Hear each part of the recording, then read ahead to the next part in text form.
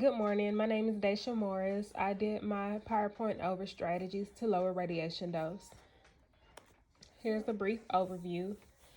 November 1895, X-ray was invented.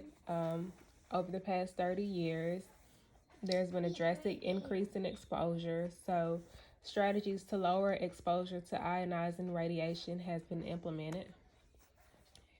Historical effects in reducing exposure. In 1913, the first guidelines were set in place to help reduce harmful exposure. The government, uh, the government is in charge of radiation regulations that are set in place today. These guidelines were set after noticing the death of multiple radiologists. Great Britain even started to limit the work hours of their medical imaging professionals, as well as anyone who was exposed to radiation. They all had special accommodations. These guidelines were set in place in order to protect radiologists and medical workers. Historical effects in reducing exposure. In 1927, a program was created to inspect and evaluate X-ray machines. In 1928, the ICRP ordered that individual countries establish programs for radiation control. Lawrence Taylor was the United States representative who formed the NCRP, the National Council on Radiation Protection. The ICRP and the NCRP are both still advisory agents for limits on radiation exposure. Tracking procedures. Since exposure has increased over the years, software has been made in order to track radiation exposure doses. Exposure can be tracked via PACS imaging or from the machine itself, but since radiographers do not send every picture, it's more accurate to complete dose tracking directly from the machine.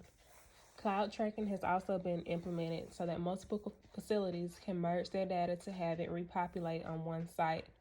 Only preset radiation safety committees are allowed to view the tracking information. Tracking procedures continued.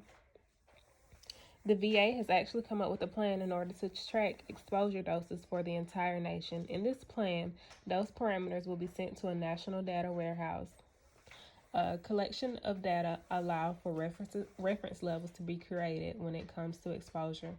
Insurance agencies often require their facilities to have accreditations before their patient can be seen there.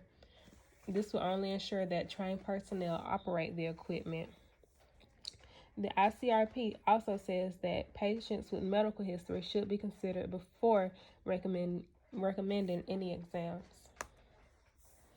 Image gently. Image Gently is tied to the Alliance for Radiation Safety in Pediatric Imaging, who promises to provide safe pediatric imaging. Image Gently was created in 2006 by pediatric radiologists. Image Gently wants society to understand the harmful effects ionizing radiation has on children. It is also composed of selfless volunteers. They want society and people in the medical imaging field to understand that how adjusting techniques could reduce exposure in children. Image Gently continued. There are over 700,000 people involved in the Image Gently campaign.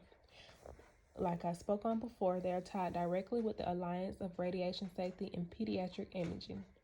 Image Gently has educational material about radiation exposure readily available on their website. Image Wisely.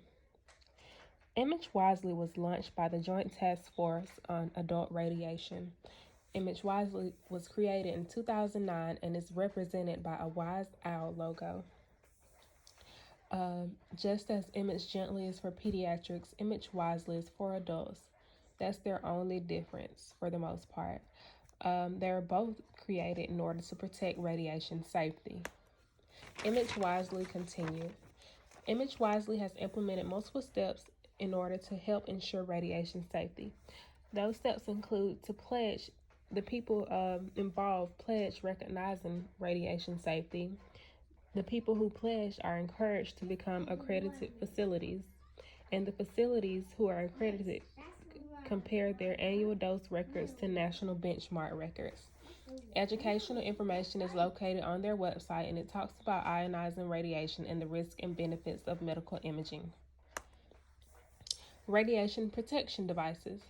Lead aprons and gloves are types of clothing that are used to help protect medical workers from unnecessary exposure. Technologists are required to wear dosimeters while working.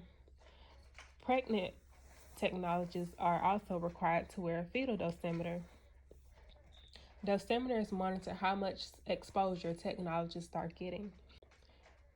Each technologist must also observe the alarm principle as low as reasonably achievable. And that's it. Thank you.